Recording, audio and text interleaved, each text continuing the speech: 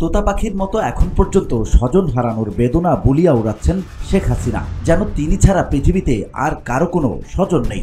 ভারতে বসে দিনের পর দিন জুম কলে নেতাকর্মীদের সেই একই গল্প শুনিয়ে চলেছেন জনতার তোপের মুখে পদত্যাগ করে পালিয়ে যাওয়া সাবেক প্রধানমন্ত্রী শেখ হাসিনা।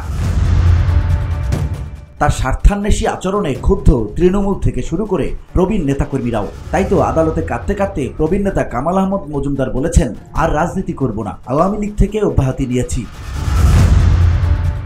এক সময়কার মহাপ্রতাপশালী হাসিনার যে কোনো খবরই এখন সামাজিক যোগাযোগ মাধ্যমে হাস্যরসের জন্ম দিচ্ছে। তার স্বজন হারানোর বেদনাও এতটাই বিতর্কিত হয়ে উঠেছে যে নেটিজেনরা তার বক্তব্য নানাভাবে ট্রল করছেন।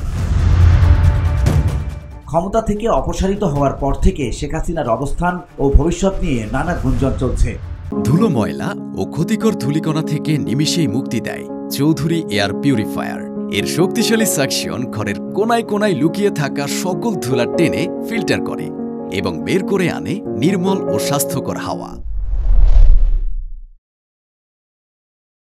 বাংলাদেশের নতুন সরকার দায়িত্ব নেওয়ার পর থেকেই ভারত থেকে হাসিনাকে ফেরাতে চিঠি চালাচালি হয়েছে সত্যি, তবে তাতে ভারত সরকারের পক্ষ থেকে স্পষ্ট কোনো মন্তব্য আসেনি।